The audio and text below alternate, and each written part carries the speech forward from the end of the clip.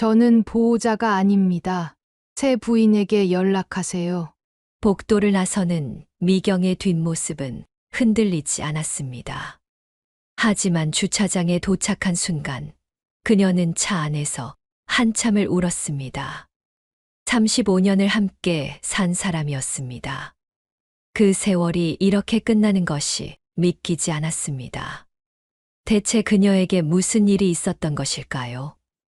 평범하고 행복하다고 믿었던 35년 결혼 생활은 어쩌다 이 지경까지 오게 된 걸까요? 정미경은 올해 62살입니다. 남편 강민호와는 27에 만나 30에 결혼했습니다. 두 딸을 낳아 키우고 남편이 공무원 생활을 무사히 마칠 때까지 뒷바라지했습니다. 큰딸 지혜는 결혼해서 부산에 살고 작은딸 서연이는 미국에서 직장 생활을 합니다. 미경은 자신이 괜찮은 인생을 살았다고 믿었습니다. 남들이 부러워하는 평범한 가정이었으니까요.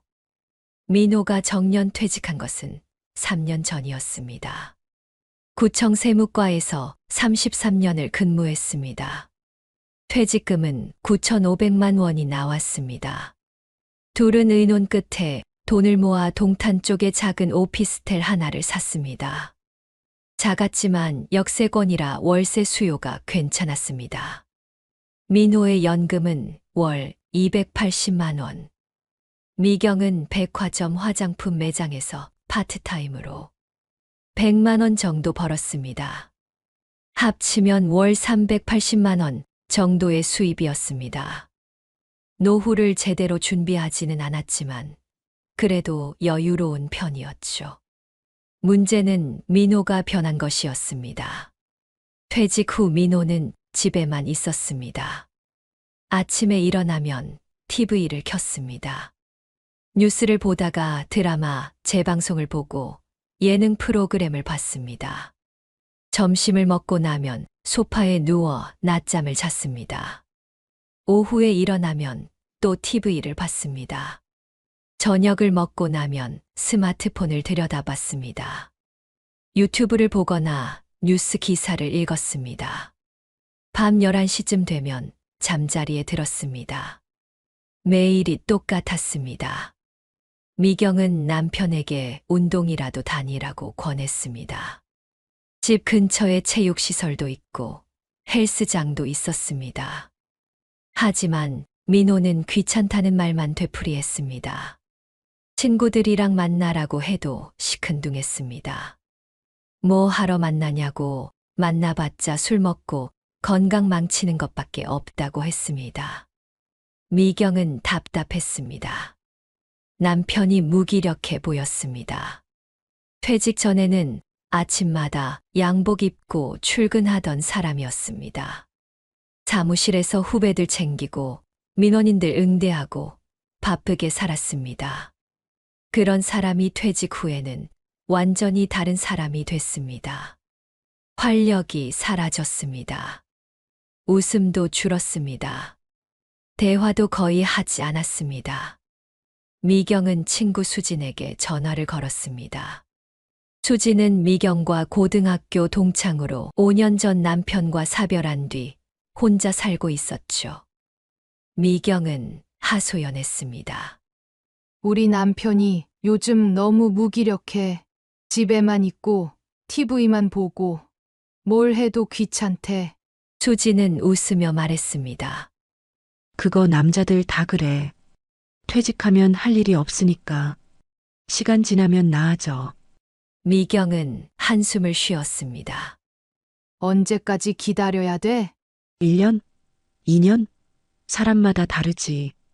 근데 미경아, 너무 신경 쓰지 마, 이 나이에. 남편은 남편 인생이고 너는 내 인생 살아야지. 그냥 너한테 집중해. 전화를 끊고 미경은 생각했습니다. 과연 나아질까? 그런데 어느 날부터 민호가 변하기 시작했습니다. 새벽 5시에 일어나더니 운동복을 입었습니다. 미경은 놀라서 물었습니다. 어디 가요? 등산. 친구가 등산 모임 나가자고 해서. 미경은 안심했습니다. 남편이 드디어 밖으로 나가는구나. 건강도 챙기고 사람도 만나고. 다행이다. 민호는 그날부터 주 3회 등산을 나갔습니다. 화요일, 목요일, 토요일. 아침 일찍 나가서 오후에 돌아왔습니다. 일상에 변화가 생긴 것 같았습니다. 하지만 몇 달이 지나자 이상한 점들이 보이기 시작했습니다. 민호는 등산복을 새로 샀습니다. 노스페이스 바람막이 점퍼, 등산화, 등산 장비. 합해서 70만 원쯤 들었습니다. 미경은 물었습니다. 등산복이 그렇게 비싼 게 필요해요? 좋은 거 입어야 안전하지. 나이 먹고 다치면 안 되잖아. 미경은 수긍했습니다. 그래도 좀 비싸다 싶었지만 건강을 위한 거니까 괜찮다고 생각했습니다. 그런데 민호는 거기서 멈추지 않았습니다. 어느 날 민호가 머리를 염색하고 왔습니다. 새치가 많았던 머리가 검게 변해 있었습니다. 미경은 놀라서 물었습니다. 머리 염색했어요? 응. 너무 늙어 보이는 것 같아서. 미경은 이상했습니다. 남편은 평생 염색 같은 거 관심 없던 사람이었습니다. 새치가 늘어도 그냥 뒀습니다. 자연스럽게 늙는 게 뭐가 나쁘냐고 했습니다. 그런 사람이 갑자기 염색을 했습니다. 며칠 뒤 민호는 향수를 샀습니다. 백화점에서 산 디올 향수였습니다. 15만 원짜리였습니다. 미경은 물었습니다. 향수는 왜 샀어요? 등산하고 나면 땀 냄새 나잖아. 그게 싫어서. 미경은 이해가 안 됐습니다. 샤워하면 되는데 왜 향수까지? 하지만 더 묻지 않았습니다. 남편이 외모에 신경 쓰는 게 나쁜 건 아니니까요. 그런데 민호의 변화는 계속됐습니다. 어느 날 미경은 남편의 옷장을 정리하다가 새 옷들을 발견했습니다. 폴로 셔츠, 청바지, 가죽 재킷. 모두 새 옷이었습니다. 가격표를 보니 합해서 100만 원은 넘었습니다. 미경은 남편에게 물었습니다. 이 옷들 언제 샀어요? 지난주에. 옷이 너무 낡아서. 집에 옷 많잖아요. 왜 이렇게 또 샀어요? 내 돈으로 내가 사는 건데 왜 간섭해? 연금 받아서 쓰는 거잖아. 미경은 할 말을 잃었습니다. 그날 밤 미경은 잠이 오지 않았습니다. 뭔가 이상했습니다. 남편의 변화가 너무 급격했습니다. 염색, 향수, 새 옷, 그리고 등산 모임. 뭔가 숨기고 있는 것 같았습니다. 어느 토요일, 미경은 남편의 옷을 세탁하다가 재킷 주머니에서 영수증을 발견했습니다. 이태원의 한 레스토랑이었습니다. 19만 8천 원. 날짜는 지난주 목요일이었습니다. 미경은 영수증을 들고 거실로 나갔습니다. 민호는 소파에 앉아 TV를 보고 있었습니다. 미경은 영수증을 남편 앞에 내밀었습니다. 이게 뭐예요? 민호는 영수증을 보더니 잠시 멈칫했습니다. 그리고는 대수롭지 않게 말했습니다. 등산 모임 사람들이랑 밥 먹은 거야. 거의 20만 원이나 하는 식사를요. 등산하고 나서요. 사람이 몇 명인데. 나 혼자 먹은 것도 아니고. 뭐가 문제야? 등산 모임에 사람 몇 명이나 돼요? 한 10명. 여자도 있어요? 있지. 반 정도는 여자야. 그냥 건강 모임이야. 왜 이렇게 캐묻는 거야? 미경은 더 이상 묻지 않았습니다. 하지만 마음 한편이 불편했습니다. 민호의 표정이 예전과 달랐기 때문입니다. 집에 있을 때는 무기력했지만 등산 가는 날 아침이면 표정이 살아났습니다. 세수하고 면도하고 거울 앞에서 머리를 정성스럽게 빗었습니다. 옷도 신경 써서 입었습니다. 향수도 뿌렸습니다. 마치 데이트라도 가는 것처럼. 미경은 친구 수진에게 다시 전화했습니다. 수진아, 우리 남편이 요즘 이상해. 등산 모임 나간다고 하는데 뭔가 수상해. 왜? 뭐가 이상한데?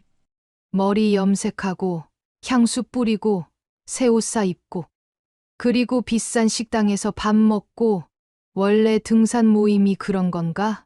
미경아, 혹시 그거 바람 아니야? 말도 안 돼. 우리 남편이 그럴 리 없어. 미경아, 나도 그렇게 믿었어. 우리 남편도 절대 안 그럴 거라고. 근데 남자들은 나이 들면 더 위험해.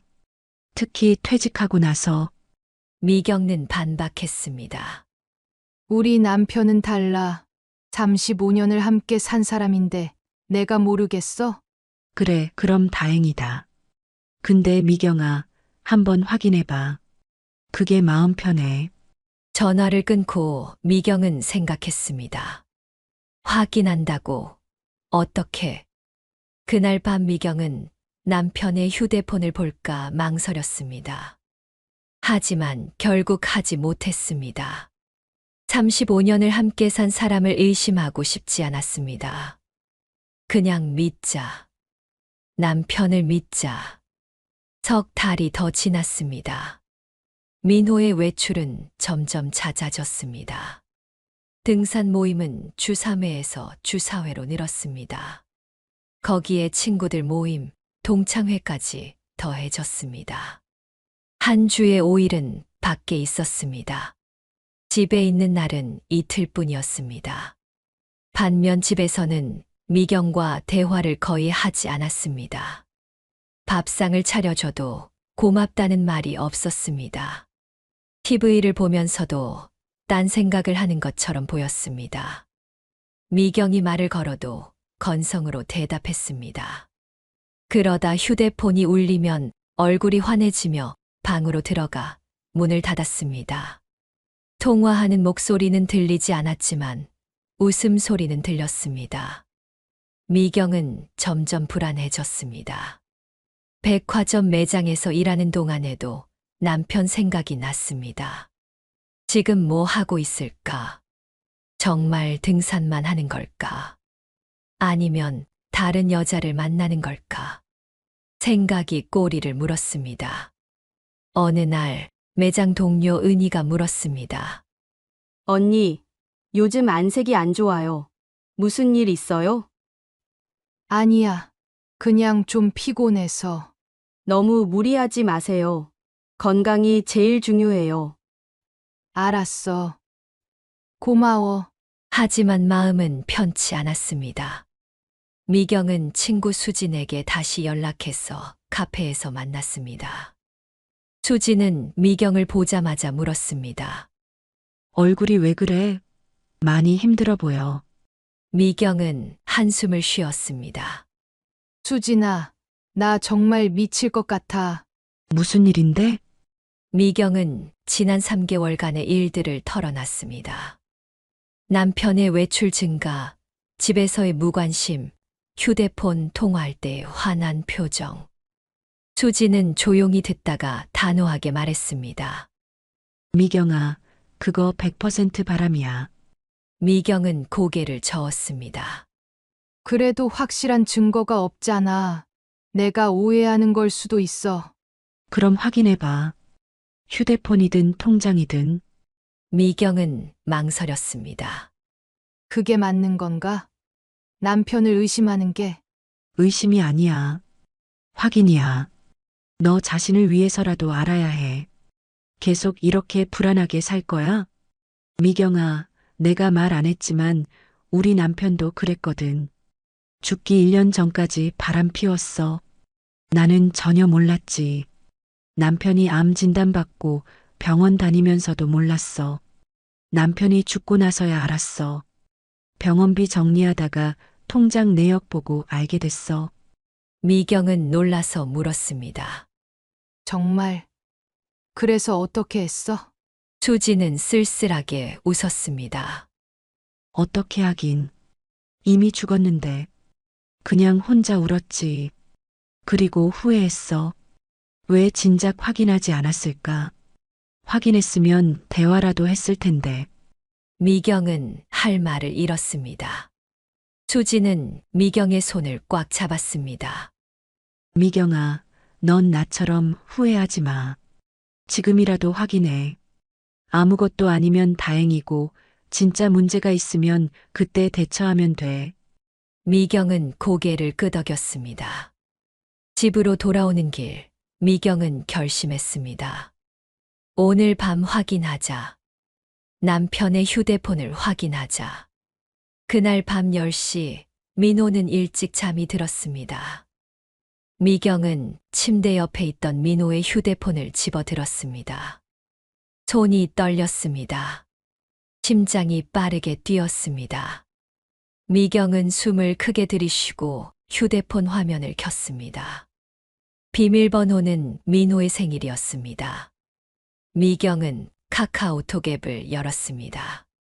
대화 목록이 나왔습니다. 맨 위에는 등산 모임 단체 채팅이 있었습니다. 그 아래는 친구들과의 대화, 그리고 그 아래 해리라는 이름이 보였습니다. 미경은 손가락이 얼어붙는 것 같았습니다. 하지만 용기를 내서 해리와의 대화창을 열었습니다. 그 안에는 모든 것이 있었습니다. 오빠, 오늘 보고 싶어요. 저 혼자 집에 있어요. 조금만 기다려요. 금방 갈게. 하트 이모티콘, 민호 하트 이모티콘. 오빠가 저한테 사준 목걸이 정말 예뻐요. 친구들이 다 부러워해요. 해리는 예쁘니까 뭘 해도 예쁘지. 다음엔 더 좋은 거 사줄게. 오빠, 최고. 사랑해요. 나도 사랑해. 미경은 휴대폰을 들고 주저앉았습니다. 손이 떨렸습니다. 숨이 막혔습니다. 눈물이 났습니다. 35년을 함께 산 남편이 다른 여자에게 사랑한다고 말하고 있었습니다. 하트를 보내고 있었습니다. 목걸이를 사주고 있었습니다. 프로필 사진을 확인했습니다. 해리는 젊은 여자였습니다. 30대 후반쯤으로 보였습니다.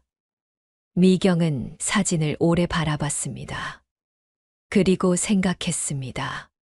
저 여자가 뭐가 좋아서, 나보다 뭐가 나아서. 침대에 누웠지만 잠이 오지 않았습니다. 머릿속은 온통 해리와의 대화로 가득했습니다. 미경은 한참을 뜬 눈으로 생각했습니다. 그리고 결심했습니다. 내일 물어보자. 해리가 누구냐고. 다음 날 아침이었습니다. 민호는 평소처럼 등산을 나갈 준비를 했습니다. 등산복을 입고 향수를 뿌렸습니다. 현관문을 나서려는 순간 미경이 말했습니다. 여보, 민호는 돌아봤습니다. 왜? 해리가 누구예요? 민호의 얼굴이 굳었습니다. 잠시 침묵이 흘렀습니다. 어떻게 알았어? 휴대폰 봤어요. 어젯밤에. 민호는 한숨을 쉬었습니다. 그리고 현관문을 닫고 거실로 돌아왔습니다. 소파에 앉았습니다. 민호는 고개를 숙였습니다. 미경은 물었습니다. 언제부터였어요? 1년 좀 넘었어. 어디서 만났어요? 등산 모임. 해리도 거기 회원이야. 나이는 몇 살이에요? 40. 미경은 웃음이 나왔습니다. 40이요? 저보다 22살 어리네요. 민호는 변명하듯 말했습니다. 나도 어쩔 수 없었어. 그냥 그렇게 됐어. 어쩔 수 없었다고요? 바람을 피우는 게 어쩔 수 없는 일이에요. 미경아, 나도 설명하기 어려운데 해리는 나를 필요로 해. 나한테 의지해. 나를 남자로 봐줘. 근데 나는요? 너는 나 없이도 잘 살잖아. 너는 혼자서도 다 할 수 있잖아. 일도 하고, 친구들도 만나고, 취미 생활도 하고. 나는 내게 필요 없는 사람 같았어. 미경은 할 말을 잃었습니다. 민호는 계속 말했습니다. 퇴직하고 나서 난 아무것도 아니게 됐어. 사회에서도 필요 없고, 집에서도 필요 없고, 그냥 밥 먹고 TV 보는 사람. 근데 혜리는 달라. 혜리는 내 말을 들어줘. 내가 힘들다고 하면 위로해줘. 내가 뭘 해주면 고마워해. 나를 인정해줘. 미경은 차갑게 말했습니다. 그래서 바람 핀 거예요? 인정받고 싶어서? 미경은 일어섰습니다. 그리고 말했습니다. 이혼하죠. 민호는 놀란 표정으로 미경을 바라봤습니다. 미경아, 계속 살 이유가 없잖아요. 당신은 다른 여자 만나고 나는 혼자 있는데 무슨 의미가 있어요? 민호는 난처한 표정을 지었습니다. 그리고는 말했습니다. 미경아, 조금만 생각해봐. 우리 딸들도 있고. 미경은 냉정하게 대답했습니다. 딸들은 이미 다 컸어요. 우리가 이혼해도 상관없어요. 민호는 애원했습니다. 그래도 35년을 함께 산 사이인데, 그 35년이 의미 없어진 게 지금이잖아요. 당신이 그 여자를 선택한 순간 다 끝난 거예요. 민호는 입을 다물었습니다. 미경은 침실로 들어가 문을 닫았습니다. 그리고 침대에 누워 울었습니다. 소리 내서 울었습니다. 35년이 이렇게 무너지는 게 믿기지 않았습니다. 오후에 미경은 변호사 사무실을 찾아갔습니다. 인터넷으로 검색해서 찾은 곳이었습니다. 미경은 상황을 설명했습니다. 남편의 바람, 이혼 결심까지. 김서영 변호사는 조용히 듣다가 물었습니다. 증거는 있으세요? 휴대폰 대화 내용이요. 캡처는 안 했는데 김서영은 고개를 끄덕였습니다. 캡처하세요. 최대한 많이. 그리고 재산은 어떻게 나눠져 있으세요? 집은 공동명의예요. 아파트 시세가 10억 정도 되고요. 오피스텔은 남편 명의인데 2억 5천만 원 정도 돼요. 예금은 대부분 제 명의로 돼 있어요. 8천만 원 정도요. 김서영은 메모하며 물었습니다. 대출은요? 집 담보대출 1억 있어요. 김서영은 계산했습니다. 그럼 순자산이 집 10억, 오피스텔 2억 5천, 예금 8천, 합해서 13억 3천만 원이네요. 반씩 나누면 각자 6억 6천 정도로 나누시면 될 것 같습니다. 미경은 물었습니다. 남편이 동의하지 않으면요. 바람 피운 증거가 있으니 재판 이혼하면 됩니다. 승소는 문제 없어요. 다만 시간이 6개월에서 1년 정도 걸립니다. 협의 이혼이면 금방 끝나고요. 미경은 고개를 끄덕였습니다. 알겠습니다.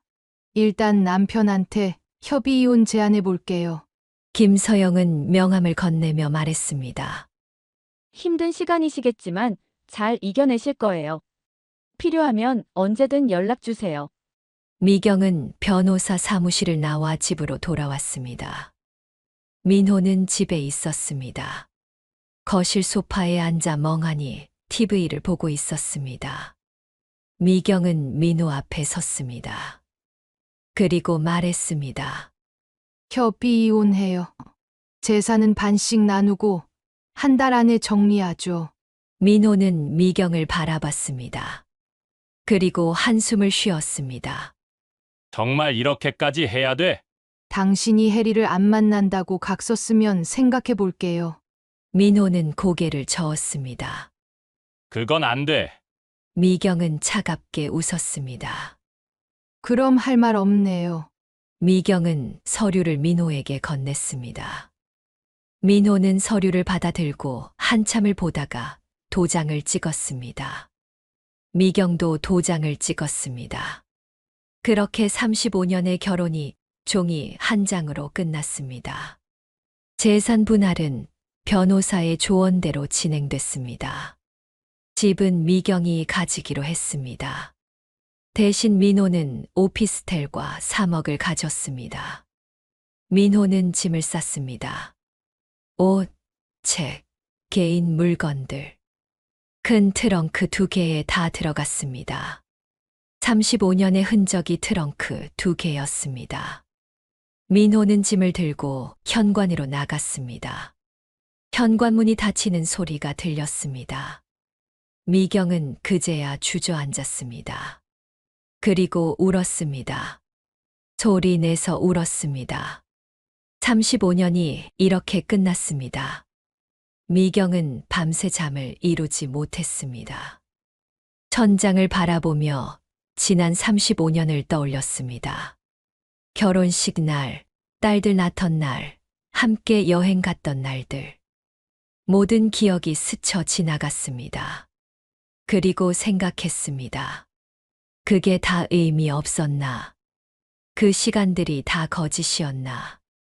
눈물이 또 났습니다. 3개월이 지났습니다. 미경은 조금씩 일상을 회복하기 시작했습니다. 아침에 일어나 산책을 하고 집안 청소를 했습니다. 백화점 일도 계속했습니다. 손님들을 대하고 화장품을 판매하고 웃으며 인사했습니다. 겉으로는 괜찮아 보였습니다. 하지만 집에 돌아오면 공허했습니다. 텅 빈 집, 혼자 먹는 저녁, 아무도 없는 거실. 미경은 TV를 켰지만 내용이 들어오지 않았습니다. 그냥 소리만 들렸습니다. TV 소리, 음악, 광고. 그게 집을 채워줬습니다. 친구들과의 모임에도 나갔습니다. 수진, 명수, 정혜. 고등학교 동창들이었습니다. 한 달에 한 번씩 만나 밥을 먹고 수다를 떨었습니다. 친구들은 미경을 위로했습니다. 잘한 거야. 그런 남자랑 살 필요 없어. 이제 너 인생 살아. 미경은 고개를 끄덕였습니다. 응, 그래야지. 하지만 마음속 깊은 곳엔 여전히 상처가 남아 있었습니다. 밤마다 악몽을 꿨습니다. 민호와 해리가 함께 웃는 꿈. 민호가 해리에게 목걸이를 걸어주는 꿈. 미경이 그걸 지켜보는 꿈. 꿈에서 깨면 식은땀이 흘렀습니다. 심장이 두근거렸습니다. 다시 잠들기 어려웠습니다. 그러던 어느 날 민호에게서 전화가 왔습니다. 미경은 휴대폰 화면을 보고 망설였습니다. 받을까 말까. 결국 받지 않았습니다. 하지만 민호는 계속 전화를 걸었습니다. 1번, 2번, 3번. 결국 미경은 전화를 받았습니다. 여보세요. 미경아, 나 좀 만나줄 수 있어? 얼굴 보고 이야기하자. 만날 이유가 없잖아요. 민호는 간청했습니다. 제발, 할 말이 있어. 딱 한 번만. 미경은 한참을 망설이다가 대답했습니다. 어디서요? 집 근처 카페. 내가 자주 가던 그 카페. 미경은 약속을 잡았습니다. 다음 날 오후 2시. 약속 시간에 미경은 카페에 갔습니다. 민호는 이미 와 있었습니다. 구석 자리에 앉아 커피를 마시고 있었습니다. 미경은 민호를 보고 놀랐습니다. 민호는 초췌해 보였습니다. 얼굴은 야위었고 눈빛은 흐렸습니다.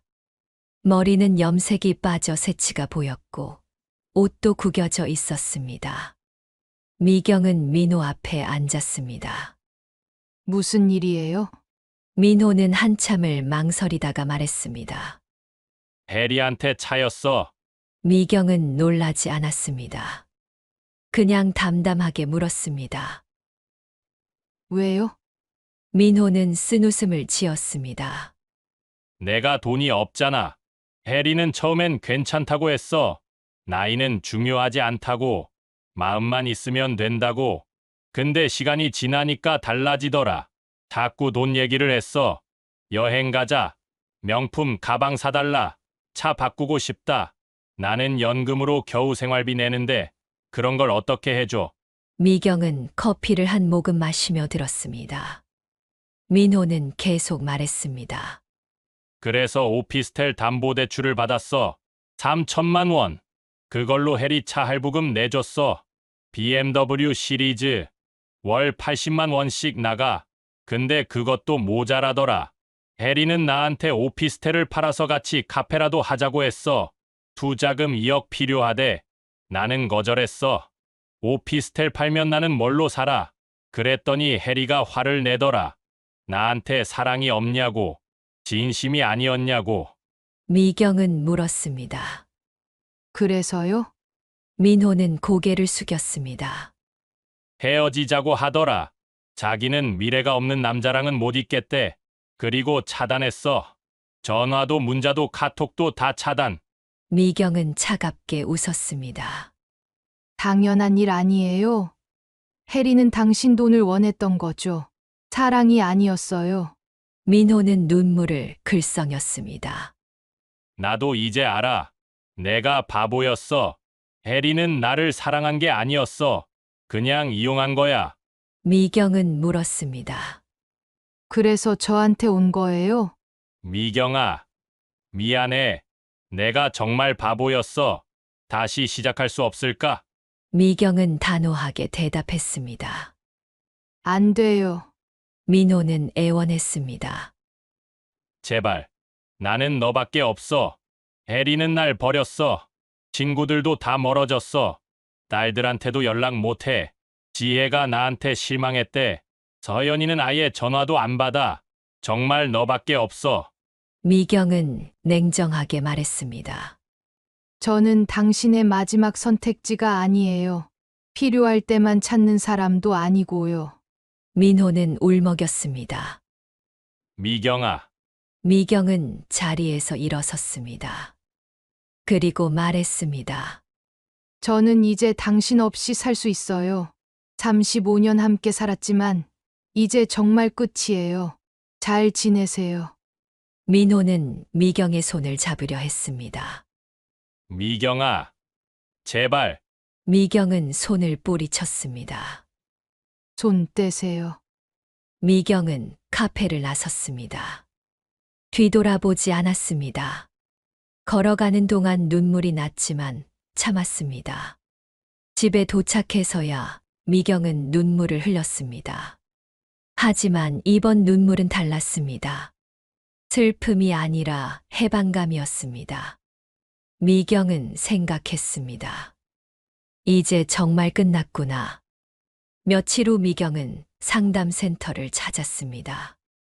인터넷으로 검색해서 찾은 곳이었습니다. 상담료는 회당 3만 원으로 부담스럽지 않았습니다. 상담사는 40대 중반의 차분한 여성이었습니다. 이름은 박현주였습니다. 미경은 지난 몇 달간의 이야기를 털어놨습니다. 남편의 바람, 이혼, 그리고 민호의 후회와 재결합 요청까지. 현주는 조용히 듣다가 물었습니다. 지금 가장 힘든 게 뭔가요? 제가 뭘 잘못한 건지 모르겠어요. 왜 남편이 저를 버렸는지 제가 부족한 건가요? 제가 못나서 그런가요? 현주는 부드럽게 말했습니다. 남편분이 어머님을 버린 게 아니에요. 남편분이 자기 자신을 버린 거예요. 미경은 고개를 들었습니다. 무슨 뜻이에요? 중년 남성들은 종종 정체성의 혼란을 겪어요. 특히 퇴직 후에요. 사회에서 역할을 잃고 가정에서도 존재감이 희미해지죠. 자신이 누구인지 무엇을 위해 사는지 모르게 돼요. 그럴 때 누군가 자신을 필요로 하면 그 사람한테 의지하게 돼요. 그게 바로 어머님 남편이 겪은 일이에요. 미경은 물었습니다. 그럼 제 잘못은 아닌 건가요? 현주는 고개를 저었습니다. 잘못이란 건 없어요. 다만 어머님이 남편에게 어떤 사람이었는지 생각해 볼 필요는 있어요. 그리고 남편이 어머님에게 어떤 사람이었는지도요. 미경은 침묵했습니다. 현주는 말을 이었습니다. 많은 부부가 사랑이 아니라 의무감으로 함께 살아요. 서로를 사랑하는 게 아니라 그냥 익숙해서, 편해서, 헤어지기 귀찮아서 함께 있어요.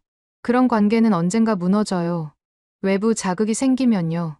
미경은 고개를 끄덕였습니다. 현주는 물었습니다.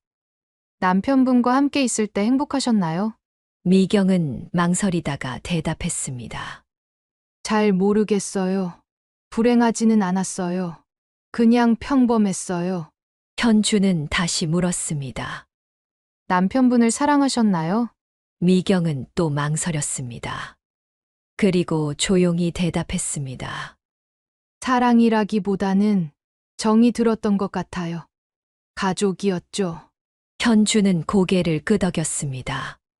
그럼 남편분도 비슷했을 거예요. 어머님을 사랑한 게 아니라 가족으로 여긴 거죠. 그러다 혜리라는 사람을 만났고 혜리는 남편분을 남자로 봐줬어요. 그게 남편분한테는 새로운 경험이었던 거예요. 미경은 눈물이 났습니다. 현주는 티슈를 건네며 말했습니다. 울어도 돼요. 슬픈 일이니까요. 35년이 무너지는 게 슬프지 않을 리 없죠. 미경은 한참을 울었습니다. 그리고 현주는 말했습니다. 이제 어머님 스스로를 돌아볼 시간이에요.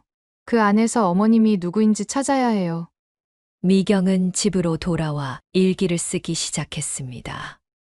35년의 결혼 생활을 되돌아봤습니다. 남편과 대화다운 대화를 한 적이 언제였나? 남편의 마음을 물어본 적이 있었나? 남편이 무엇을 원하는지 궁금해한 적이 있었나?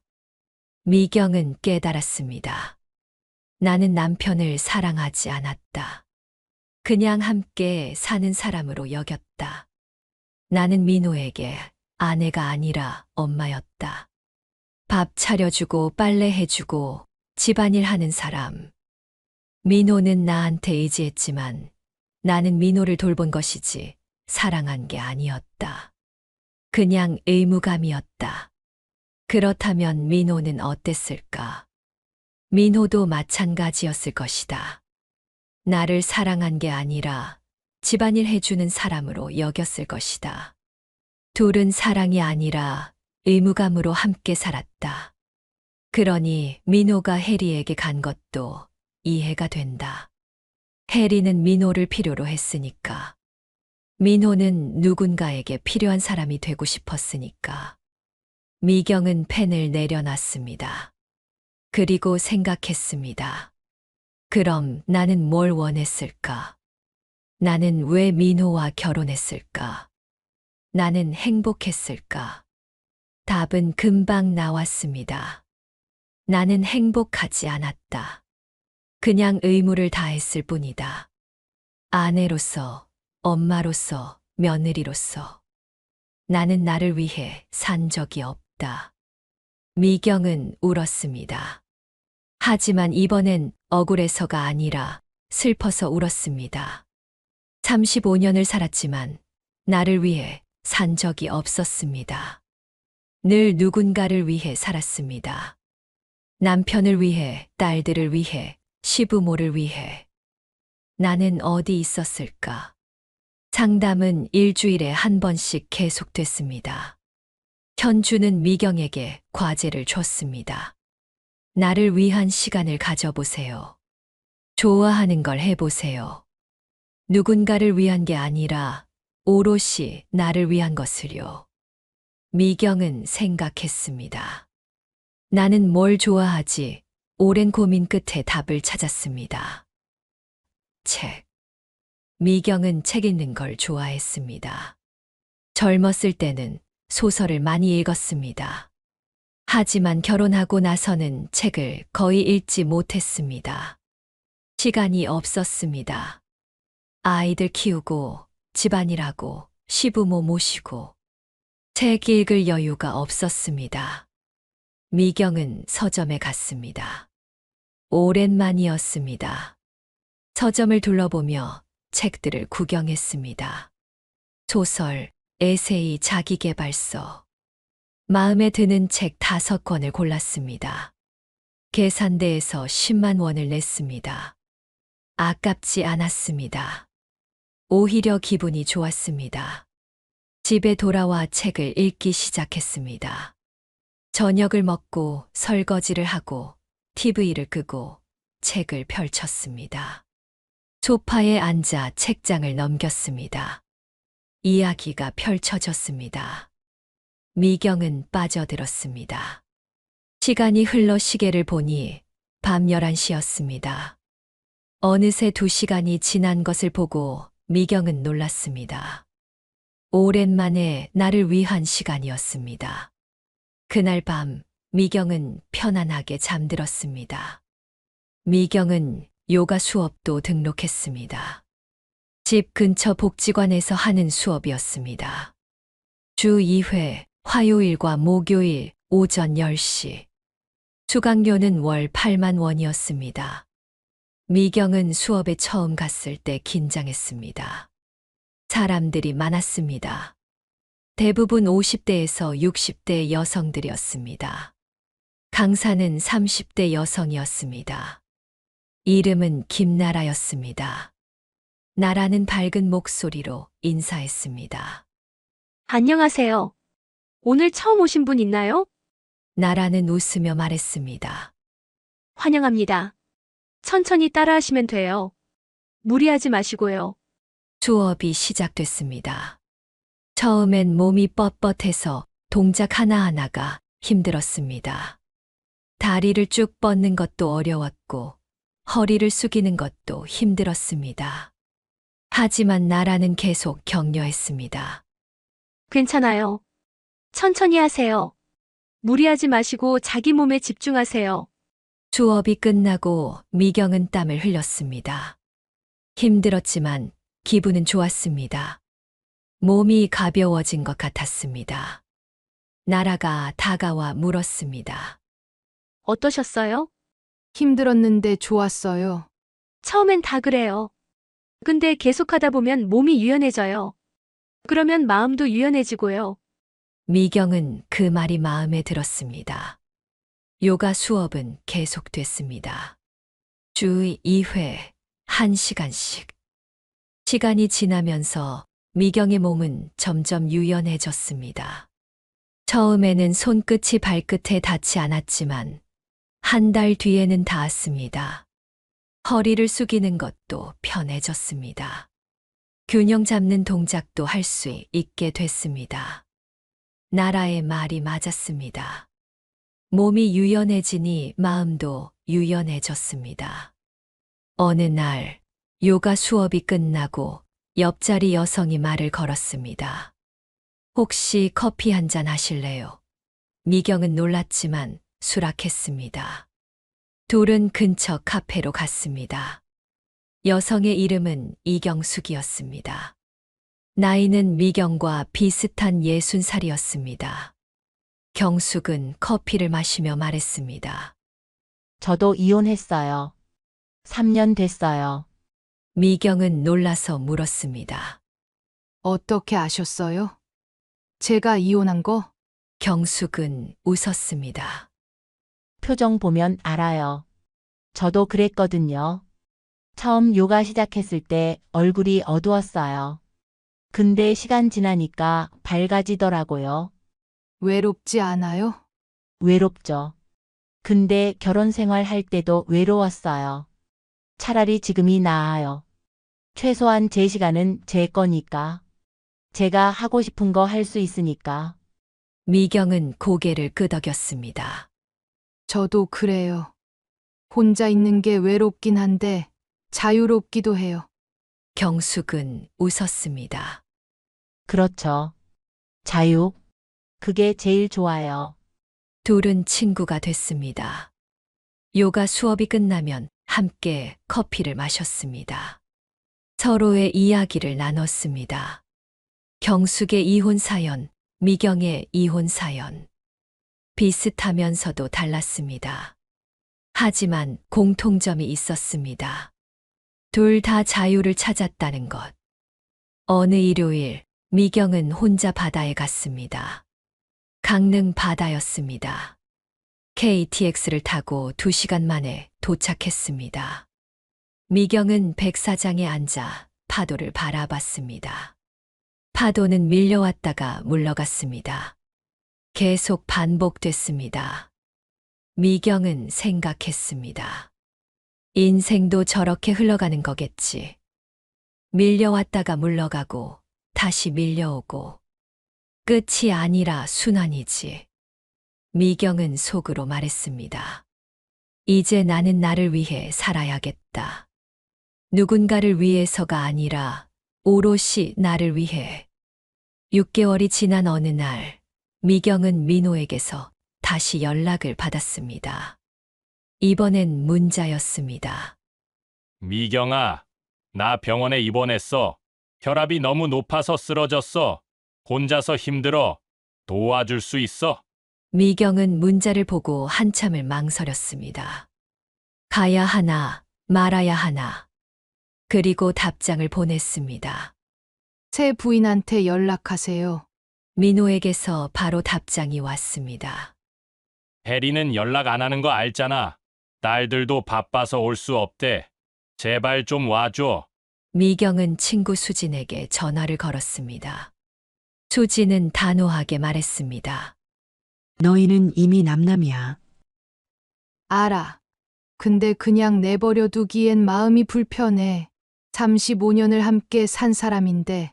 수진은 한숨을 쉬었습니다. 미경아, 너 아직도 그 사람 신경 쓰는 거야? 너 스스로를 위해서라도 관계를 끊어야 돼. 미경은 침묵했습니다. 근데 정가고 싶으면 가. 대신 조건 없이 가. 뭘 기대하지 말고. 그냥 마지막 정리라고 생각하고. 미경은 고개를 끄덕였습니다. 알았어. 결국 미경은 병원에 갔습니다. 민호는 7층 병실에 입원해 있었습니다. 얼굴은 창백했고 몸은 더욱 야위어 보였습니다. 팔에는 링거가 꽂혀 있었습니다. 민호는 미경을 보자 눈물을 글썽였습니다. 미경아, 고마워. 와줘서. 미경은 차갑게 말했습니다. 혈압이 얼마나 높았어요? 190 응급실로 실려왔어. 의사가 말하길 자칫하면 뇌졸중 올 뻔했대. 미경은 물었습니다. 혈압약은 잘 먹고 있었어요? 잘 안 먹었어. 귀찮아서. 그리고 혼자 사니까 신경 써주는 사람도 없고. 미경은 한숨을 쉬었습니다. 그리고 물었습니다. 왜 저한테 연락했어요? 민호는 잠시 망설이다가 대답했습니다. 너밖에 없어서. 저밖에 없다고요? 민호는 고개를 끄덕였습니다. 미경은 차갑게 웃었습니다. 나는 당신이 버릴 수 있을 땐 버리고 필요할 때만 찾는 사람이에요. 당신이 날 버리고 바람핀 이유, 이제 알겠어요. 저는 당신한테 그냥 편한 사람이었던 거죠. 엄마처럼 돌봐주는 사람, 밥 차려주고 빨래해주고 집안일 해주는 사람. 근데 혜리는 달랐죠. 혜리는 당신을 남자로 봐줬으니까, 당신한테 의지하고 당신을 필요로 했으니까 당신은 그게 좋았던 거예요. 누군가한테 필요한 남자가 되고 싶었던 거죠. 민호는 눈물을 흘렸습니다. 저도 당신을 사랑한 게 아니었어요. 그냥 의무감으로 함께 산 거예요. 아내니까, 엄마니까, 며느리니까, 그렇게 살아야 한다고 배웠으니까, 우리 둘 다 잘못한 거예요. 서로를 사랑하지 않았던 거예요. 민호는 고개를 숙였습니다. 저는 이제 저를 위해 살고 싶어요. 누군가를 돌보기 위해서가 아니라 제가 행복하기 위해서요. 당신도 당신을 위해 사세요. 해리 같은 사람 찾지 말고 진짜 당신을 돌아보세요. 민호는 조용히 물었습니다. 그럼 우리는 정말 끝인 거야? 미경은 고개를 끄덕였습니다. 네, 끝이에요. 민호는 눈물을 닦으며 말했습니다. 미안해. 정말 미안해. 미경은 대답했습니다. 저도 미안해요. 당신을 사랑하지 못해서. 근데 이제는 괜찮아요. 이제는 자유로우니까. 미경은 병실을 나섰습니다. 복도를 걸어가며 눈물이 났습니다. 하지만 이번엔 참지 않았습니다. 그냥 흘렀습니다. 슬픔과 해방감이 섞인 눈물이었습니다. 병원을 나서며 미경은 하늘을 올려다봤습니다. 맑았습니다. 구름 한 점 없이 파랬습니다. 미경은 크게 숨을 들이쉬었습니다. 그리고 생각했습니다. 이제 정말 끝났다. 1년이 지났습니다. 미경은 작은 카페를 열었습니다. 집 근처 조용한 골목에 있는 10평짜리 공간이었습니다. 인테리어는 직접 했습니다. 원목 테이블 3개, 의자 6개, 화분 10개, 벽에는 그림 몇 점. 소박했지만 따뜻했습니다. 카페 이름은 혼자만의 시간이었습니다. 미경이 직접 지은 이름이었습니다. 혼자 있는 시간이 소중하다는 의미였습니다. 손님은 많지 않았습니다. 하루 평균 10명 정도였죠. 대부분 동네 주민들이었습니다. 미경은 손님들에게 커피를 내리고 간단한 대화를 나눴습니다.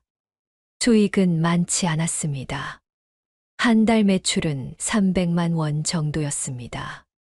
거기서 월세 100만 원, 재료비 80만 원, 공과금 30만 원을 빼면 순이익은 90만 원 정도였죠. 하지만 미경은 만족했습니다. 돈을 많이 버는 게 목적이 아니었으니까요. 나를 위한 공간, 나를 위한 시간을 갖는 게 목적이었습니다. 어느 날 큰딸 지혜가 카페에 찾아왔습니다. 지혜는 부산에서 KTX를 타고 올라왔습니다. 카페 문을 열고 들어서며 주위를 둘러봤습니다. 엄마, 여기 분위기 좋다. 미경은 웃었습니다. 그치? 엄마가 직접 꾸몄어. 엄마 요즘 표정이 정말 좋아. 예전과 달라. 뭐가 어떻게 다른데? 밝아졌어. 예전엔 항상 뭔가 무거운 표정이었는데 지금은 가벼워 보여. 편안해 보이고. 미경은 고개를 끄덕였습니다. 응. 행복해. 지혜는 조심스럽게 물었습니다. 아빠는 어떻게 지내? 모르겠어. 연락 안 해. 병원에서 본 게 마지막이야. 지혜는 말했습니다. 아빠가 요즘 혼자 오피스텔에 산대. 작은 이모가 얘기하더라. 건강도 안 좋고 우울해한대. 미경은 잠시 침묵하다가 말했습니다. 안 됐네. 근데 그건 아빠가 선택한 삶이야. 엄마는 이제 관여하지 않을 거야. 지혜는 엄마의 손을 잡았습니다. 엄마, 그동안 고생 많았어. 정말 많이 힘들었지? 미경은 눈물이 글썽했습니다. 힘들었지. 근데 이제는 괜찮아. 오히려 지금이 더 좋아. 지혜는 웃었습니다. 엄마 멋있어. 정말. 미경은 딸의 손을 꽉 잡았습니다. 저녁이 되자 미경은 카페 문을 닫고 집으로 돌아왔습니다. 집은 조용했지만 외롭지 않았습니다. 미경은 음악을 틀었습니다. 그리고 따라 불렀습니다. 바람이 분다, 바람이 분다. 내 마음의 바람이. 미경은 저녁을 차렸습니다. 간단한 샐러드와 와인 한 잔. 혼자 먹는 식사였지만 풍족했습니다. 테이블을 예쁘게 차리고 양초를 켰습니다. 느긋하게 먹었습니다. 급할 것도 없었고 누가 재촉하지도 않았습니다. 식사를 마치고 설거지를 했습니다. 그리고 소파에 앉아 책을 펼쳤습니다. 최근에 산 에세이였습니다. 제목은 나를 위한 시간이었습니다. 미경은 책을 읽으며 공감했습니다. 책 속의 문장들이 마음에 와닿았습니다. 혼자 있는 시간이 외로운 게 아니다. 진짜 외로움은 함께 있어도 혼자인 것이다. 미경은 그 문장에 밑줄을 그었습니다. 그리고 생각했습니다. 민호와 함께 있을 때 나는 외로웠다. 35년을 함께 살았지만 늘 혼자였다. 근데 지금은 혼자지만 외롭지 않다. 오히려 자유롭고 행복하다. 창밖으로 달이 떠올랐습니다. 미경은 창가로 가서 달을 바라봤습니다. 달은 고요히 빛나고 있었습니다. 둥글고 밝았습니다. 미경은 미소 지었습니다. 그리고 속으로 말했습니다. 민호가 바람 피운 건 나 때문이 아니었다. 우리는 서로를 사랑하지 않았다. 그냥 의무감으로 함께 살았다. 그래서 헤어진 것이다. 그리고 이제 나는 나를 사랑하며 살 것이다. 미경는 와인잔을 들고 달을 향해 건배했습니다. 나를 위하여, 나의 자유를 위하여, 나의 행복을 위하여. 그리고 와인을 한 모금 마셨습니다. 달콤하고 부드러웠습니다. 목으로 넘어가며 온몸이 따뜻해졌습니다. 미경은 만족스러웠습니다. 앞으로의 삶이 기대됐습니다. 어떤 일들이 펼쳐질지, 어떤 사람들을 만날지, 어떤 경험을 하게 될지, 모든 게 궁금했습니다. 하지만 두렵지 않았습니다. 이제 미경은 혼자서도 잘 살 수 있었으니까요. 이제 시작이야. 진짜 내 인생이 시작되는 거야. 미경은 편안하게 잠들었습니다. 마무리 인생의 후반에 찾아온 이혼은 끝이 아니라 새로운 시작이었습니다. 35년의 결혼이 무너졌을 때 정미경은 자신을 돌아봤습니다. 그리고 깨달았습니다. 남편의 바람은 나 때문이 아니었다는 것을. 우리는 서로를 사랑하지 않았고 의무감으로만 함께 살았다는 것을. 진짜 사랑은 상대를 필요로 하는 것이 아니라 상대를 있는 그대로 받아들이는 것입니다. 그리고 그 전에 나 자신을 사랑하는 것입니다. 미경은 이제 그 사실을 압니다. 그래서 행복합니다. 오늘 정미경 씨의 이야기는 어떠셨나요? 이혼 후 깨달은 진실, 그리고 새로운 시작. 댓글로 여러분의 생각을 나눠주세요. 여러분의 노후가 행복하길 바랍니다. 구독, 좋아요는 제게 큰 힘이 됩니다. 엄마, 지금 이게 무슨 짓이에요? 그럼 우리는 어떡하라고요?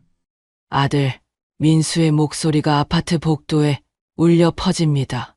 현관문이 활짝 열려 있고 이삿짐 센터 직원들이 상자를 나르고 있죠.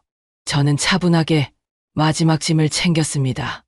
무슨 짓이긴, 집 팔았다. 아니, 집을 팔았다고요? 우리한테 한마디 상의도 없이? 민수가 이삿짐 직원들을 막아섭니다. 잠깐, 이거 못 가져갑니다. 우리 집 물건이에요. 아들, 비켜. 내 물건 내가 가져가는 거야. 엄마가 어떻게 이럴 수 있어요? 우리는 가족이잖아요. 엄마, 제발. 여러분, 제가 왜 이런 결정을 했는지 궁금하신가요? 이야기 시작 전에 구독과 좋아요 눌러주시면 제게는 큰 힘이 됩니다. 안녕하세요. 저는 충남 천안에 살고 있는 74세 한은실입니다. 새벽 4시 50분 저의 하루가 시작됩니다. 부엌에서 하루에 많은 시간을 보냅니다. 도마 위에서 파가 일정한 간격으로 썰리고 된장찌개가 보글보글 끓습니다. 28년간 공단 구내식당에서 익힌 솜씨는 퇴직 후에도 녹슬지 않았죠. 할머니, 오늘 도시락 반찬 뭐예요? 손자 서찬이가 부엌으로 들어옵니다. 저는 미소 지으며 뚜껑을 열어 보여주죠. 우리 서찬이가 좋아하는 소세지 볶음이랑 계란말이에요. 와, 할머니 최고. 하지만 며느리, 지연이 나타나 아이를 데려갑니다. 서천아, 할머니 방해하지 마. 그리고 어머님, 소세지는 이제 그만 넣어주세요. 몸에 안 좋대요. 기사도 못 보셨어요? 아이들이 좋아하는데 요즘 애들 입맛이 너무 자극적이 되면 안 돼요. 그리고 계란도 하루 한 개로 제한해 주세요. 아, 그리고 오늘 아침은 시리얼로 할게요. 어머님 너무 수고하시니까요. 저희 손이 멈춥니다. 이미 다 차려놓은 아침상을 보며 한숨이 나오죠. 아침 식사 시간. 민수가 밥을 먹다 말합니다. 엄마, 된장찌개 간이 좀 짜요. 어제는 싱겁다고 했잖아. 그래도 이건 너무 짜요. 건강 생각하셔야죠. 지연이 거듭니다. 맞아요. 어머님도 이제 연세가 있으시니 저염식 하셔야 해요. 저는 숟가락을 내려놓았습니다. 28년간 500명이 맛있다고 했던 그 된장찌개가 아들과 며느리 앞에서는 짜다는 평가를 받는 거죠. 오전 10시, 저는 청소를 시작했습니다. 거실을 닦다가 소파 밑에서 며느리의 수첩을 발견하죠. 무심코 집어든 수첩의 메모가 빼곡합니다. 시어머니 관리사항. 우리 방 출입 금지. 세탁 분리 철저. 손님 올 때 외출 요청. 요리 간섭 최소화. 아이들 교육에 개입 금지. 저희 손이 떨립니다. 관리 사항이라니요. 마치 요양원 환자 관리 매뉴얼 같았죠. 순간 머리가 띵해졌습니다. 점심시간. 혼자 라면을 끓여 먹으며 TV를 봅니다. 경비원 김 씨가 초인종을 눌렀죠. 은실 씨, 택배 왔어요. 아, 감사해요. 김 씨 아저씨, 라면 드실래요? 아니에요. 근데 은실 씨, 요즘 얼굴이 안 좋아 보여요. 그래요? 그냥 좀 피곤해서요. 김 씨가 걱정스럽게 바라봅니다. 혼자 계시는 시간이 너무 많은 것 같은데 경로당이라도 나오시죠. 며느리가 집 비우지 말래요. 택배도 받고 집도 봐야 한다고요. 김 씨가 한숨을 쉽니다. 은실 씨도 사람인데 집에만 있으면 답답하죠. 오늘 오후 3시에는 병원 정기 검진을 받으러 갑니다. 무릎이 욱신거려 천천히 걸었죠. 병원에서 만난 옆집 정 씨가 반갑게 인사합니다. 어머 은실 씨, 오랜만이에요. 정 씨 아주머니, 잘 지내셨어요? 저야 뭐. 근데 은실 씨는 왜 이렇게 수척해졌어요? 그냥 나이 들어서 그런가 봐요. 정 씨가 목소리를 낮추고 말합니다. 저번에 며느님이 은실 씨 욕하던데요. 엘리베이터 앞에서 우연히 들었어요. 무슨 소리를? 시어머니가 너무 간섭한다고 숨이 막힌다고. 없어졌으면 좋겠다고. 저의 가슴이 철렁 내려앉았습니다. 그랬군요. 진료실에서 의사가 엑스레이를 보며 고개를 젓습니다. 무릎 연골이 거의 닳았네요. 당장 수술하지 않으면 걷기 힘들어집니다. 수술이요? 인공관절 수술이 필요해요. 보호자와 상의하고 일정 잡으세요. 집으로 돌아오는 길, 저는 벤치에 앉아 한참을 생각했습니다. 수술 이야기를 꺼내면 민수와 며느리가 또 부담스러워하겠죠. 차라리 혼자 해결하자. 일요일 오후, 저는 무거운 장바구니를 들고 언덕을 올랐습니다. 갑자기 오른쪽 무릎에 극심한 통증이 찾아왔습니다. 아, 그 자리에 주저앉았습니다. 장바구니가 쏟아지고 계란이 깨지고 과일이 떼굴떼굴 굴러갑니다. 할머니, 괜찮으세요? 지나가던 대학생이 도와주지만 저는 일어설 수가 없었습니다. 119 구급차에 실려 응급실로 갔습니다. MRI 촬영을 하고 의사가 심각한 표정으로 말했습니다. 즉시 수술하셔야 합니다. 더 미루면 영구 장애가 올 수 있어요. 보호자를 불러야 하나요? 네. 보호자 동의가 필요합니다. 저는 떨리는 손으로 아들 민수에게 전화했습니다. 신호음이 길게 이어지고 겨우 전화를 받은 민수의 목소리는 짜증으로 가득했습니다. 엄마, 무슨 일이에요? 지금 중요한 PT 중인데. 민수야, 나 응급실이야. 무릎이. 예? 아, 정말요? 잠깐만요. 전화기 너머로 민수가 누군가와 대화하는 소리가 들립니다. 과장님, 죄송한데 제가 잠시. 아, 네. 알겠습니다. 다시 돌아온 민수의 목소리는 더 차갑습니다. 엄마, 오늘은 정말 중요한 날이라 못 가요. 택시 타고 집에 오세요. 수술을 해야 한대. 수술요? 그럼 일정 잡아서 연락 주세요. 제가 시간 맞춰 볼게요. 툭. 전화가 끊깁니다. 저는 휴대폰을 내려다보았습니다. 화면에는 야속하게도 통화 종료라는 글자가 차갑게 빛나죠. 간호사가 다가옵니다. 보호자분은 언제 오시나요? 안 와요. 혼자 해야 할 것 같아요. 그럼 수술 동의서를. 저는 떨리는 손으로 서명했습니다. 보호자라는 비워둔 채로요. 수술 전날 밤 저는 병실에 혼자 누워 있었습니다. 옆 침대 환자는 가족들이 둘러싸고 있죠. 엄마, 내일 수술 잘 될 거예요. 우리가 옆에서 지킬게요. 저는 커튼을 치고 눈을 감았습니다. 눈물이 베개를 적시더군요. 수술 당일 아침 수술실로 들어가는 침대에 누워 천장을 바라봅니다. 형광등이 빠르게 지나가고 수술실 문이 열렸습니다. 한은실님, 보호자는? 없어요. 혹시 수술 중 문제가 생기면? 제 책임이에요. 시작해 주세요. 마취가 시작됩니다. 의식이 흐려지는 순간 저의 마지막 생각은 이것이었죠. 내 인생에서 정말 혼자인 순간이 왔구나. 눈물이 났습니다. 수술이 끝나고 깨어났을 때 병실은 어두웠습니다. 오후 6시. 목이 타들어갔습니다. 간신히 손을 뻗어 물컵을 잡으려는데 휴대폰이 울립니다. 며느리의 문자입니다. 어머님, 오늘 저녁은 갈비탕으로 부탁드려요. 서찬이가 먹고 싶대요. 8시까지요. 저는 천장을 바라봤습니다. 수술 부위가 욱신거리고 온몸이 무거웠죠. 내가 뭘 하고 있는 거지? 간호사가 들어옵니다. 어머님 깨어나셨네요. 통증은 어떠세요? 아파요. 진통제 놓아드릴게요. 보호자는 안 오셨나요? 네, 바빠서요. 간호사가 안쓰러운 눈으로 봅니다. 혼자 계시기 힘드실 텐데 간병인이라도 부르시죠. 돈이.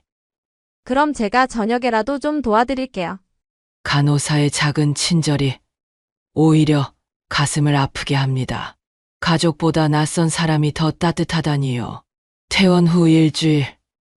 저는 목발을 짚고 겨우 움직였습니다.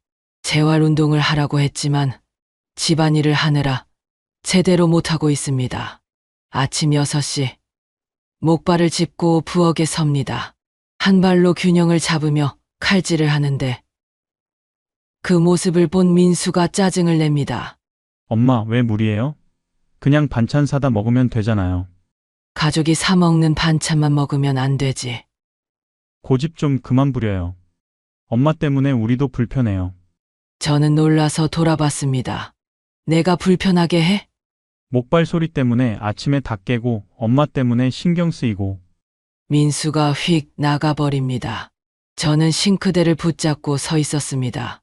다리보다 마음이 더 아픕니다. 오후. 제가 소파에서 다리를 올리고 쉬고 있는데 서찬이가 다가옵니다. 할머니, 아프세요? 조금. 서찬이는 학원 안 가. 엄마가 할머니 간호하라고 집에 있으래요. 그때 며느리 지연의 날카로운 목소리가 들립니다. 서찬아, 할머니 귀찮게 하지 말고 방에 가서 숙제해. 서찬이가 시무룩하게 방으로 들어갑니다. 저는 며느리에게 말했습니다. 애가 걱정해 주는 건데. 어머님, 애들 교육은 저희가 알아서 할게요. 어머님은 쉬세요. 그 말에는 분명한 경계가 있습니다. 우리 아이에게서 떨어지라는 무언의 메시지죠. 저녁 9시. 저는 화장실을 가려고 방문을 열었다가 거실에서 나누는 아들 부부의 대화를 듣게 됩니다. 수술비 300만 원 나왔어. 우리 적금 깨야 했다고. 하. 이번 달 학원비도 빠듯한데. 그것보다 더 큰 문제는 앞으로야. 엄마가 계속 아프시면. 그러니까 내가 뭐라고 했어? 실버타운 알아보자고. 저의 가슴이 철렁 내려앉습니다. 그래도 엄마를. 당신 엄마 나이가 74이에요. 우리랑 계속 살기엔 너무 힘들어요. 전문 요양시설이 낫죠. 그런데 비용이. 이 집 팔면 돼요. 어차피 어머님 명의잖아요. 실버타운 입주금으로 쓰고 우리는 전세로 시작하면 되죠. 엄마가 동의할까? 설득해야죠. 어머님도 편하실 거예요. 또래 친구들도 있고 간호사도 있고. 저는 조용히 방으로 들어갔습니다. 가슴이 너무 아파 숨이 제대로 쉬어지지 않았죠. 나는 처분해야 할 짐이구나. 그날 밤 저는 잠을 이루지 못했습니다. 천장에 무늬를 세고 또 세면서 74년 인생을 돌아봤습니다. 20살에 결혼했습니다. 시댁 식구 6을 모시고 살았죠. 22에 민수를 낳고 남편 사업이 망하자 공단 구내식당에 들어갔습니다. 28년을 하루도 빠지지 않고 일했죠. 남편이 암으로 세상을 떠났을 때도, 민수 결혼식 때도, 손주들이 태어났을 때도 늘 그 자리를 지켰습니다. 그런데 이제는 짐이 됐군요. 새벽 3시, 저는 거실로 나갔습니다. 벽에 걸린 가족 사진들을 하나씩 봅니다. 저희 아들 민수 100일, 그리고 돌사진. 얼마나 행복했던가요. 민수 초등학교 입학식, 새 가방이 그렇게 자랑스러웠죠. 민수 대학 졸업식, 가문의 첫 대졸이었습니다. 민수 결혼식, 이제 행복하게 살 줄 알았죠. 다 헛것이었네. 저는 서랍에서 통장을 꺼냈습니다. 퇴직금 5천만 원, 그동안 모은 돈 2천만 원, 7천만 원이 전부입니다. 주말, 민수와 지연이 부부 동반 모임, 여행으로 2박 3일 제주도로 떠났습니다. 엄마, 우리 없는 동안 잘 계세요. 서찬이는 학원 갔다가 친구 집에서 자기로 했어요. 그래, 잘 다녀와. 민수가 나가려다 돌아봅니다. 아, 엄마. 우리 돌아와서 이야기 좀 해요. 무슨 이야기? 그냥 앞으로의 계획 같은 거요. 저는 알고 있습니다. 실버타운 이야기겠죠. 그래, 돌아와서 이야기하자. 아들과 며느리가 떠나고 혼자 남은 집. 저는 전화기를 들었습니다. 내가 버려지기 전에 내가 아이들을 버려야겠다라고 생각했죠. 부동산에 전화를 걸었습니다. 여보세요? 박 사장님. 저 1204호 하는 실인데요. 아, 네. 안녕하세요. 집을 좀 내놓으려고 하는데요. 아, 그 좋은 집을요? 잠깐만요. 제가 바로 올라갈게요. 30분 후 부동산 사장이 집을 둘러봅니다. 와, 관리가 정말 잘 되어 있네요. 32평 남양, 학군도 좋고, 이거 바로 나갈 겁니다. 얼마나 받을 수 있을까요? 요즘 시세로 6억은 나올 거예요. 금매로 내시면 5억 5천도 가능하고요. 금매로 해주세요. 빨리 정리하고 싶어요. 혹시 어디로 가시는지? 태안이요. 바다가 보고 싶어서요. 부동산 사장이 의외라는 표정을 지었습니다. 가족분들은 동의하시나요? 제 집이에요. 제가 결정하면 되죠. 그날 오후, 저는 고속버스를 타고 태안으로 향했습니다. 창밖 풍경이 바뀔 때마다 마음이 가벼워지더군요. 태안터미널에 도착해 부동산을 돌아다녔습니다. 여러 집을 보다가 작은 언덕 위의 원룸을 발견했죠. 여기가 마음에 드네요. 15평 원룸. 작지만 깨끗합니다. 창문을 열면 바다가 보였습니다. 월세 30만 원, 보증금 500만 원이에요. 계약할게요.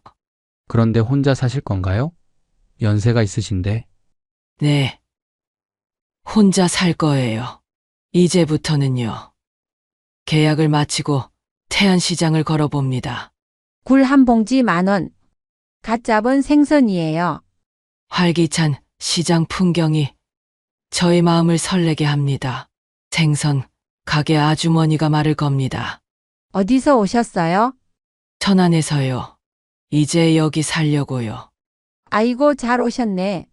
여기가 살기 좋아요. 인심도 좋고. 저는 미소 지었습니다. 정말 오랜만에 느껴보는 설레임이었습니다. 해산물 칼국수를 먹으며 바다를 보았습니다. 파도가 햇빛에 반짝이고 갈매기가 날아다니죠. 여기서 다시 시작하는 거야. 천안으로 돌아오는 버스 안, 저는 결심을 굳혔습니다. 휴대폰으로 이삿짐 센터를 검색하고 정리업체도 알아봤습니다. 집에 도착하니 밤 10시가 되었습니다. 조용한 집에서 저는 짐을 정리하기 시작했습니다. 우선 저의 물건부터 분류했습니다. 가져갈 거, 남편과 신혼여행 때 산 찻잔 세트, 민수 어릴 때 그림, 낡은 앞치마, 가족 앨범, 여권, 퇴직, 기념패, 남겨둘 거, 민수 가족이 쓸 가구, 가전제품, 아이들 물건, 정리를 하다 보니 새벽 2시입니다. 저는 거실 소파에 앉아 집을 둘러봤습니다. 30년 살았네.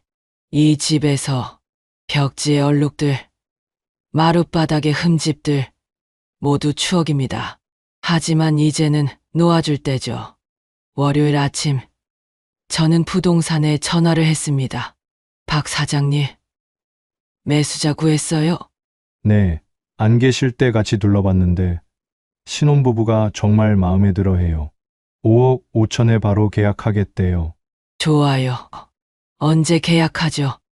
내일 오후 어떠세요? 좋아요.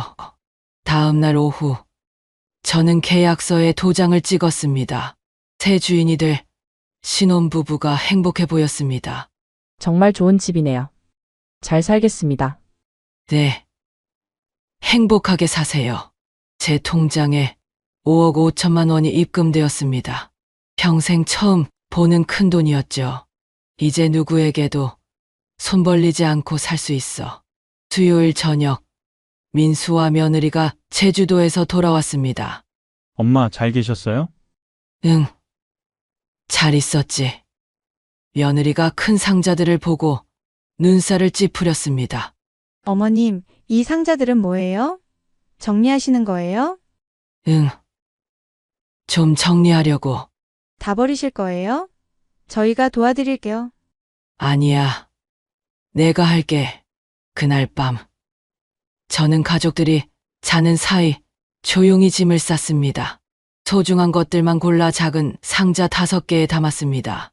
목요일 아침, 저는 평소처럼 아침을 차렸습니다. 하지만 이번이 마지막이란 걸 아는 것은 저뿐이었죠. 할머니, 오늘 김치찌개 맛있어요. 서찬이의 칭찬에 미소가 절로 나왔습니다. 그래? 많이 먹어. 민수가 출근하며 말합니다. 엄마, 오늘 저녁에 이야기 좀 해요. 그래. 아들과 며느리는 회사에 출근을 하고 서찬이는 학교에 등교했습니다.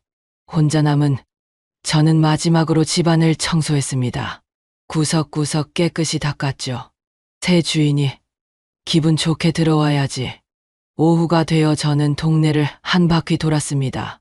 30년간 다닌 슈퍼, 미용실, 세탁소. 하지만 작별 인사는 하지 않았습니다. 조용히 떠나고 싶으니까요. 경비원 김 씨를 만났습니다. 은실 씨, 어디 가세요?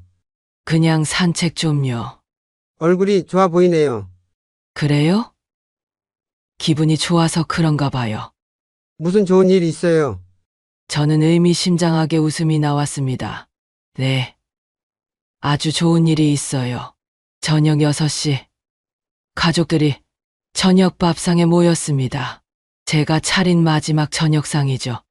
갈비찜, 잡채, 각종 나물, 정성껏 준비한 한 상입니다. 우와, 할머니 오늘 왜 이렇게 많이 했어요? 서찬이가 놀랍니다. 그냥 오늘따라 해주고 싶어서 아들 민수가 갈비를 먹으며 말합니다. 엄마 솜씨는 여전하네. 맛있어요. 며느리도 칭찬을 해줍니다. 어머님, 잡채가 정말 맛있네요. 진작에 이렇게 좀 해주시지. 저는 가족들이 맛있게 먹는 모습을 지켜봤습니다. 이 장면을 기억하고 싶었습니다. 식사가 끝나고 민수가 진지하게 말을 꺼냅니다. 엄마, 이제 우리 얘기 좀 해요. 그래. 무슨 얘기? 민수가 머뭇거립니다. 며느리가 대신 말하죠. 어머님, 저희가 생각해 봤는데요. 바로 그때 제가 먼저 말했습니다. 나도 할 얘기가 있어. 네. 저는 서류를 꺼내 놓았습니다. 매매 계약서죠. 이 집 팔았어. 순간 정적이 흐릅니다. 민수가 서류를 집어들고 확인하죠. 뭐라고요? 어제 계약했어. 다음 주에 이사 나가야 해. 며느리 지연이 벌떡 일어섭니다. 미쳤어요? 우리가 살 집은 어떡하고요? 민수도 소리쳤습니다.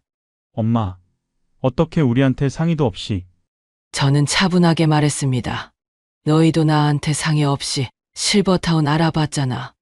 민수와 지연의 얼굴이 창백해집니다. 그걸 어떻게? 다 들었어. 내가 짐이라는 것도 처분해야 한다는 것도. 엄마, 그게 아니라. 민수가 변명하려 하지만 저는 손을 들어 막았습니다. 변명하지 마. 나도 다 이해해. 너의 입장도 알아. 저는 천천히 말을 이어갔습니다. 28년간 공단에서 일했어. 매일 새벽 4시에 일어나서 500명 밥을 했지. 손가락은 칼에 베이고 팔은 화상 입고 다리는 하루 종일 서 있어서 퉁퉁 부었어. 민수가 고개를 숙입니다. 엄마. 그 돈으로 너 대학 보냈고 결혼시켰고 이 집도 샀어. 너희 아버지 돌아가시고 혼자 다 해냈지. 며느리 지연이 죄송한 표정으로 앉습니다. 어머니, 저희가 퇴직하고 2년. 이 집에서 뭘 했는지 알아? 매일 새벽 5시에 일어나서 밥하고 청소하고 빨래하고 장보고 월급도 없는 가정부였어. 저는 서랍에서 또 다른 서류를 꺼냈습니다. 병원 기록들이죠. 무릎 수술할 때 혼자 했어. 수술실 들어갈 때도 깨어났을 때도 혼자였지. 그런데 너희는 저녁 메뉴를 문자로 보냈어. 서찬이가 울기 시작합니다. 할머니, 저는 손자를 안아주었습니다. 서찬아, 울지 마. 할머니는 괜찮아. 민수가 간절하게 말했습니다. 엄마, 정말 죄송해요. 우리가 잘못했어요. 다시 시작하면 안 될까요? 저는 고개를 가로저었습니다. 늦었어. 나도 이제 내 인생을 살아야 해. 그래도 가족인데. 가족. 너희가 나를 가족으로 생각했니? 나는 그저 편리한 가정부, 무료 베이비시터, 그리고 처분해야 할 짐이었잖아. 며느리 지연이가 눈물을 흘립니다. 어머니, 정말 죄송해요. 저희가 너무 이기적이었어요. 너도 많이 힘들었을 거야. 시어머니랑 사는 게 쉽지 않지. 나도 시어머니 모시고 살았으니까 알아. 내일 이삿짐 와. 내 짐은 별로 없어. 너희는 천천히 이사 준비해. 3개월은 여유 있을 거야. 엄마, 어디로 가는 거예요? 태안, 바다가 보이는 작은 집을 구했어. 민수가 마지막으로 붙잡습니다. 엄마, 제발. 우리랑 같이 살아요. 저는 아들을 바라봤습니다.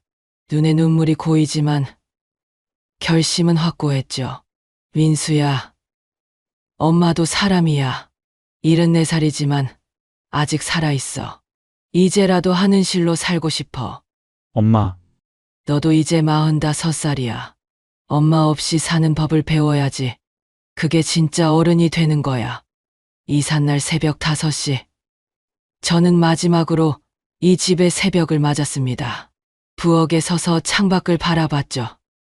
30년간 봐온 풍경이었죠. 하지만 이제는 작별할 시간이었습니다. 안녕, 내 부엌. 안녕, 내 집. 이삿짐, 차가 도착합니다. 짐이라곤 상자 5개가 전부죠. 어르신 이게 다예요. 네, 이게 다예요. 새 출발이니까 가볍게 가려고요. 민수 가족이 나옵니다. 모두 밤새 잠을 못 잔 듯 부은 얼굴이었어요. 엄마, 정말 가야 해요?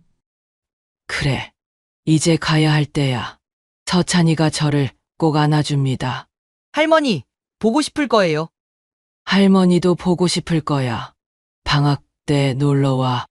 며느리 지연이가 작은 가방을 건넵니다. 어머니, 도시락이에요. 가시는 길에 드세요. 고맙다. 잘 먹을게. 저는 차에 올랐습니다. 곧바로 차가 출발했죠. 백미러로 보이는 가족들의 모습이 점점 작아지고 저는 앞을 바라보았습니다. 고속도로를 달리는 동안 저는 지연이가 싸준 도시락을 엽니다. 김밥과 유부초밥, 그리고 작은 쪽지가 들어있죠. 어머니, 그동안 죄송했습니다. 건강하세요. 저는 미소 지었습니다. 이제야 며느리가 사람 대접을 해주네. 태안에 도착했습니다. 작은 원룸이지만 저만의 공간입니다. 짐을 풀고 창문을 엽니다. 짭짤한 바닷바람이 불어오죠. 아, 좋다. 침대에 누워봅니다. 좁지만 아늑합니다. 무엇보다 자유롭죠. 첫 일주일은 적응하는 기간으로 하려고 합니다. 아침에 일어나면 바다를 보러 갔습니다. 파도 소리를 들으며 산책하고 시장에서 신선한 해산물을 샀죠. 아주머니 어디서 왔어요? 천안에서요. 이제 여기 살아요. 혼자 왔어요? 네. 혼자 왔어요. 혼자가 편해요. 상인들이 친절합니다. 덤도 많이 주고 이것저것 챙겨주죠. 생선 한 봉지 더 가져가요. 서비스. 아이고, 감사해요. 둘째 주, 저는 경로당에 나가보았습니다. 새로 오신 분이시네요. 네. 하는실이라고 해요. 몇 살이세요? 74세요. 아이고 젊으시네. 여기 80 넘은 사람이 대부분이에요. 경로당 사람들이 따뜻하게 맞아줍니다. 혼자 사는 거 외롭지 않아요? 아니요. 오히려 편해요. 눈치 볼 사람도 없고. 맞아요. 나이 들어서는 혼자가 최고야. 셋째 주, 저는 경로당 합창단에도 가입해 보았습니다. 은실 씨 노래 한번 해봐요. 저는 수줍게 노래를 불렀습니다. 어머 목소리가 너무 좋아요. 그래요? 칭찬은 처음 들어봐요. 우리 합창단 에이스 됐네. 한 달 후, 저는 새로운 취미들을 찾았습니다. 도서관에서 시 읽기, 요가 교실, 그림 그리기.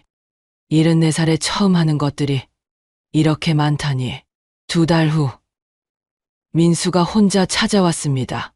엄마, 아들은 많이 수척해진 모습입니다. 저는 차를 내왔습니다. 왔어? 차 한 잔에. 엄마 잘 지내세요? 응. 잘 지내. 너는? 힘들어요. 엄마 없으니까 정말 힘들어요.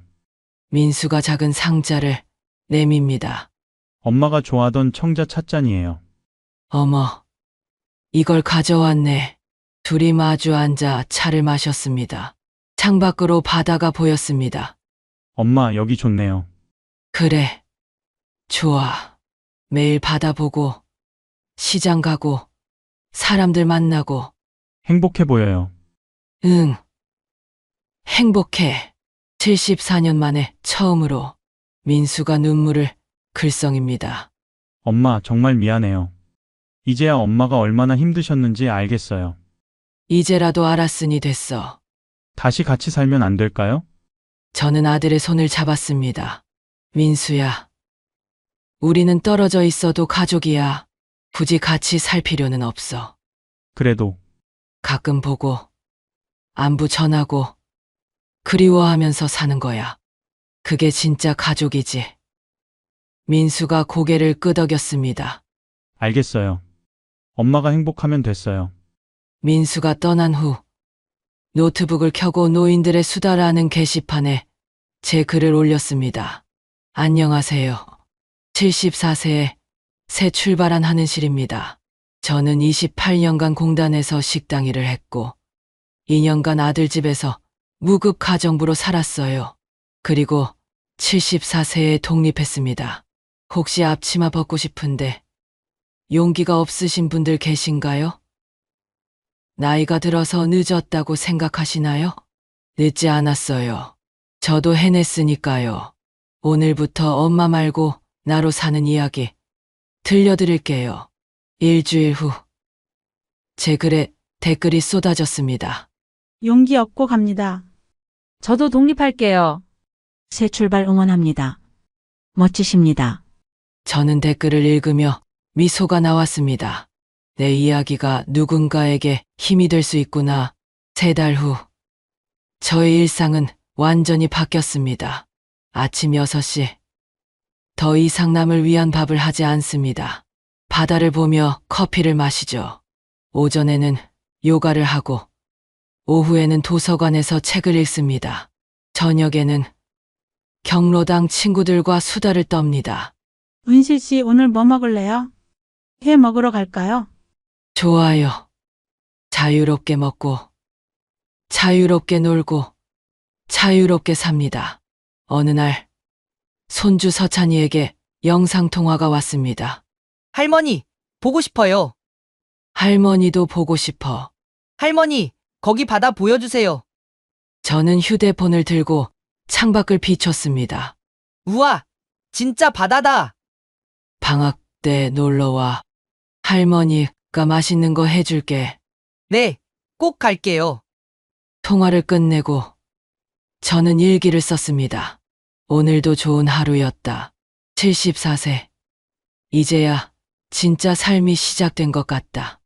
6개월 후 저의 게시판 글 조회수가 10만 회를 넘었습니다. 방송국에서 취재 요청이 왔습니다. 하는실 할머니, 인터뷰 좀 해주세요. 저는 할머니가 아니라 하는실이에요. 아, 죄송해요. 하는실 씨. 인터뷰에서 저는 말했습니다. 나이가 들었다고 삶이 끝난 게 아니에요. 오히려 이제부터가 진짜 시작이죠. 1년 후 민수 가족이 태안으로 여행을 왔습니다. 엄마, 잘 지내셨어요? 그럼 잘 지냈지. 저는 가족을 맞이했습니다. 하지만 이제는 손님으로서죠. 와, 할머니 집 좋다. 바다가 진짜 가까워요. 저녁은 횟집에서 먹었습니다. 제가 더 이상 모든 끼니를 책임지지 않아도 되니까요. 엄마, 많이 행복해 보여요. 응. 행복해. 며느리 지연이가 진심으로 말했습니다. 어머님, 정말 멋지세요. 고맙다. 가족이 떠난 후 저는 다시 일상으로 돌아왔습니다. 바다를 보며 생각했습니다. 74세에 시작한 새 인생. 앞으로 얼마나 살지 모르지만 매일매일이 선물이야. 게시판에 다시 글을 작성했습니다. 나이는 숫자일 뿐이에요. 60이든 70이든 80이든 언제든 새로 시작할 수 있어요. 앞치마를 벗고 자유를 입으세요. 오늘부터 역할이 아닌 나로 사세요. 저는 하는실입니다. 74세. 인생 이막의 주인공이죠. 파도 소리가 배경음악처럼 깔립니다.